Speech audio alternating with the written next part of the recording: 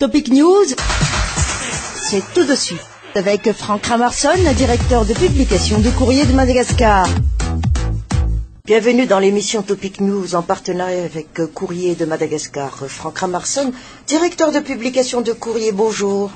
Bonjour Prisca et bonjour à tous nos auditeurs de ce matin. Alors, Franck Ramarson, en lisant la presse, en regardant la télévision, qu'est-ce que nos politiciens ne parlent pas? Mais pour parler de quoi? Et est-ce qu'ils ont raison? Franck Ramarson, beaucoup de questions se posent au niveau des observateurs comme des simples citoyens.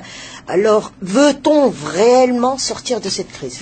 Vous savez, on regrette beaucoup que nos politiciens parlent. Mais parler à tort et à travers pour ne rien dire, c'est quand même triste quand on voit donc le niveau des débats qui est actuellement en cours. Effectivement, on a vu dans les journaux, dans les médias, on entend aussi par là, donc débattre de nouveau sur les raisons et sur les justifications de ce fameux, cette fameuse alternance au pouvoir qui s'est passée en 2009. On est très heureux, quelque part, d'avoir chahuté les membres de la SADC, donc au Conseil supérieur de la transition, en disant qu'ils ont reçu une leçon des politiques malgaches, des parlementaires. C'est lamentable. Expliquez-vous. Mais est-ce que vous croyez que tous les arguments qu'on a avancés sont justifiables de la part de nos politiciens? Quand on veut comparer la révolution orange à ce qui s'est passé en Tunisie, en Égypte,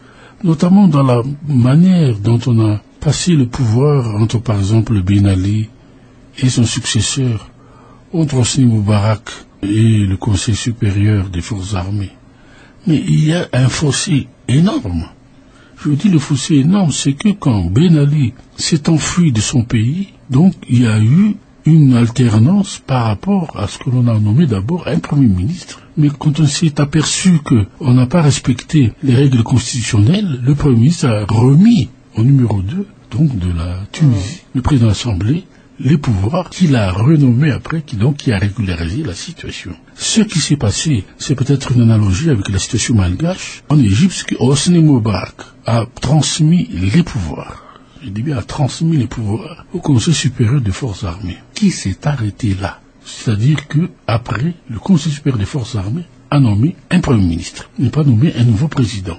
C'est la différence. Parce que vous savez que l'homme le plus populaire de l'Égypte pendant leur révolution, c'était M. Baradaï, l'ancien directeur général de l'AIEU, donc l'Agence internationale de l'énergie. Pourquoi n'ont-ils pas remis les pouvoirs? Parce que c'était inconstitutionnel. Donc on veut comparer ce qui s'est passé dans ces pays à Madagascar, parce que le directoire militaire a transmis les pouvoirs à M. André Rajoelina, donc sur conseil, donc de juristes malgaches qui ont fait exprès de le faire peut-être, mais M. André Rajoelina ne fait pas partie des hommes qui font partie des institutions qui est, je dirais, dans les institutions encore existantes. Dans les institutions encore existantes, mais c'est un homme, un leader, donc des manifestations de rue. C'est pour ça qu'on a qualifié cette prise de pouvoir comme illégale et comme un coup d'État, quoi qu'on dise. Donc voilà donc ce que je regrette, c'est que nos hommes politiques ne connaissent même pas le b.a.-ba de ce qu'on appelle les règles de droit international concernant les règles de constitution. Puis il faudrait que peut-être demain, remédier encore à ça, donc sur les instances internationales. Oui, mais Franck Ramarson, entre-temps,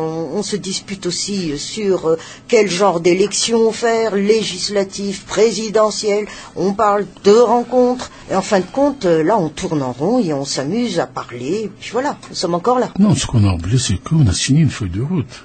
Qui dit feuille de route dit donc que c'est une loi, donc qui est devenue une loi, donc il faut la respecter.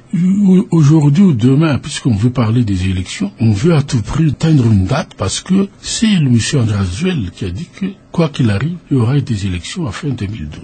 On ne va pas... Législative, souhaitée. C'était avant. C'est-à-dire des élections fin 2012.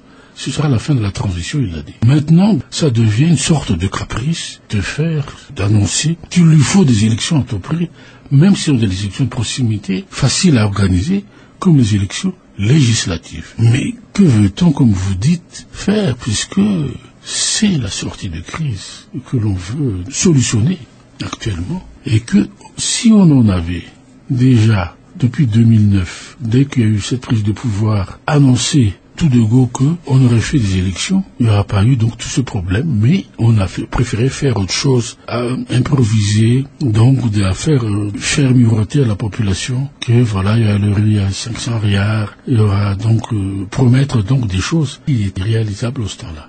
Je dis bien, mais au lieu de écouter la population avant qu'il y ait eu cette prise de pouvoir qui a demandé à ce qu'il y ait un changement. Si à ce temps-là, on aurait annoncé des législatives au départ, puis les présidentielles, ça aurait été compréhensible puisque on n'a pas mis entre-temps un référendum pour une nouvelle constitution qui, je ne sais pas s'il va être appliqué ou pas. Il n'y aurait pas eu tous ces parlementaires. Il n'y aura pas eu tous ces parlementaires, donc parlementaires désignés, mais il n'y aura pas eu toutes ces inepties de dire qu'il faut des législatives, puisque la nouvelle constitution donc prévoit dans ses articles, dans ces chapitres, quels sont les pouvoirs du président. Donc ce sont des pouvoirs qui sont assez importants, tout au moins équivalents à ceux du Parlement. Donc pour finir la transition, ce sont des élections présidentielles qu'il faut dans ce pays. Comment peut-on organiser donc des législatives après le référendum, puisqu'il faut encore attendre un an après peut-être. Parce que qui sait le prochain Premier ministre qui va être désigné, comment ça va fonctionner avec le président de la transition,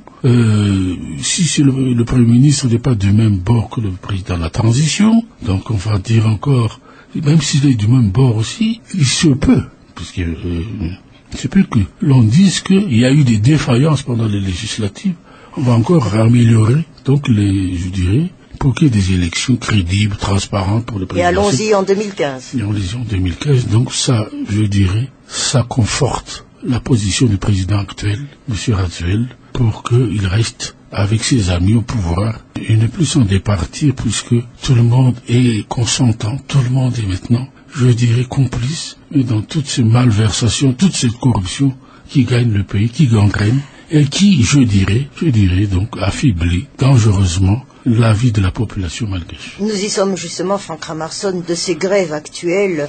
Elles s'intensifient, puis les corps se consolident également, le corps du fonctionnariat, mais en fin de compte, les étudiants aussi sont inquiets, mais en fin de compte, est-ce que vous pensez que ça a trait à la politique ou c'est par rapport aux promesses non tenues? Vous savez, Prisca, quand on a commencé donc, cette révolution orange, donc il y a eu beaucoup de choses que la population attendait, puisque M. Marc Ravalman, dans sa manière de gérer le pays d'une manière autocrate, donc a tout fait pour que les gens arrivent à le détester par rapport donc à sa gouvernance, puisque tout s'est ramené à lui, et que c'est cela que voulait la population, puisque bien qu'il ait eu un taux de croissance assez important, économique, donc ça n'avait pas d'impact sur la population. Et c'est cela que la population a demandé à ce que l'on change, qu'il y ait des progrès économiques, d'accord, mais qu'il y a eu donc chez la population que ça arrive dans l'assiette de chacun. Qu'est-ce qui se passe actuellement? Donc ça veut dire arriver dans l'assiette, c'est-à-dire que il y aura des réformes, donc chez les fonctionnaires, améliorer leur pouvoir d'achat, leurs conditions de vie, puisque M. Marc Ravalman n'a pas pu tenir ses promesses que tout le monde aura une 4L dans son ménage. Donc, on croyait que, avec la venue de M. André Radziwiłł, tout sera donc exaucé. Tout ce qui n'a pas été, je dirais, réalisé pendant l'ère Ravalman, ce que M. André Radziwiłł, plus de démocratie politique, plus de démocratie économique, il y aura donc, je dirais, un certain nombre d'opérateurs sur le marché. Rien de tout cela n'a été fait. Au contraire, concernant donc l'administration, il y a eu donc deux poids, deux mesures. L'une, on a favorisé ceux qui favorisaient la consolidation de ce pouvoir en place, c'est-à-dire les militaires, multipliant même par 10 leurs revenus, et d'un côté, les civils, ceux qui sont donc victimes actuellement, et ceux qui quand même étaient dans la rue, qui ont légitimé au départ la prise de pouvoir par les militaires, et que maintenant, on les délaisse par rapport à la situation qu'il y a. Au contraire, donc, leur situation s'est détériorée. Et c'est pour ça que vous avez toutes ces grèves. Donc, alors que le basique est demandé par rapport... C'est du basique. Et la réponse, maintenant, c'est la réquisition.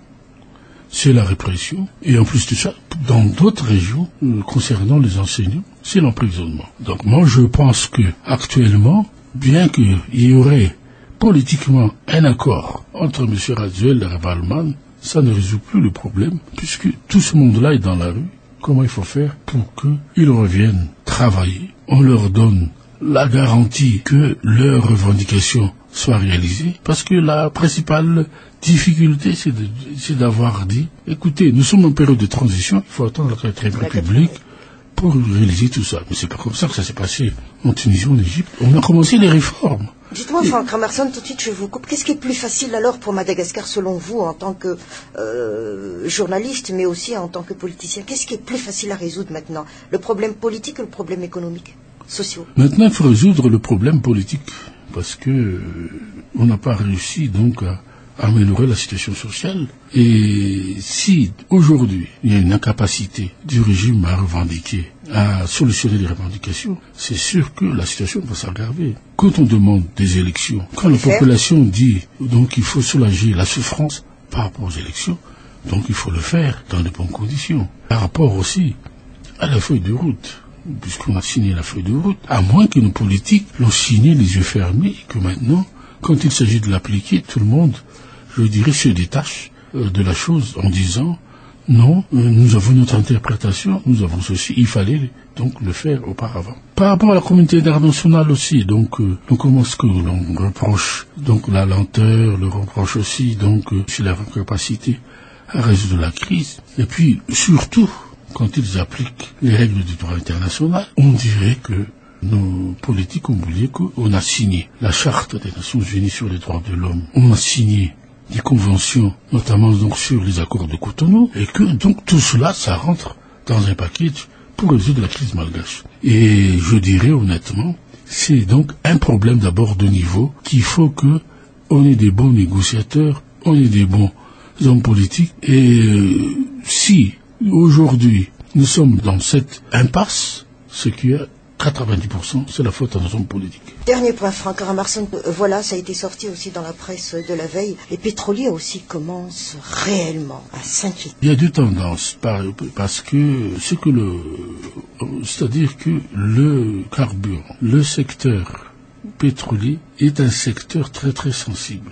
Donc toute hausse donc du carburant a des répercussions sur tout le système, notamment donc dans la vie quotidienne de la population. L'erreur du régime, c'est de ne pas avoir suivi donc les tendances du marché, c'est d'avoir voulu bloquer les prix et je dirais d'avoir voulu subventionner, surtout donc par rapport à l'année dernière, 2010, donc avec des taux de change favorables aux pétroliers, taux de change bloqués d'ailleurs, et puis donc aussi donc en diminuant les taxes pétrolières, ce qui d'un côté a des répercussions sur les rentrées fiscales. Les pétroliers ne sont pas contents parce que on n'aurait pas laissé suffisamment augmenter les prix par rapport à leur coût d'exploitation et qu'il n'y a pas eu ce qu'on appelle des mécanismes compensatoires suffisants pour qu'ils aient donc résorbé leurs pertes. Ils sont à 100 milliards d'après eux maintenant. Et je pense qu'il faudrait peut-être revoir la politique parce que M. Andrazoel, lui, ne veut pas une augmentation des prix. Ça, c'est en fonction donc d'un choix politique et d'un calcul politique. Le Premier ministre et certains membres du gouvernement sont pour, je dirais, donc la libération des prix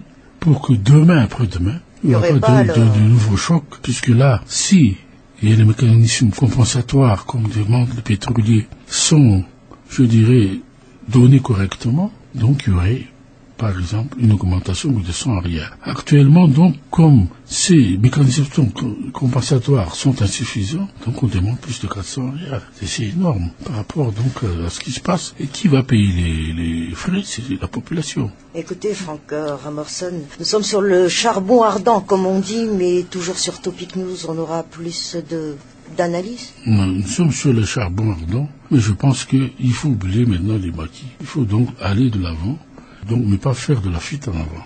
C'est différent. À samedi, Franck. Merci.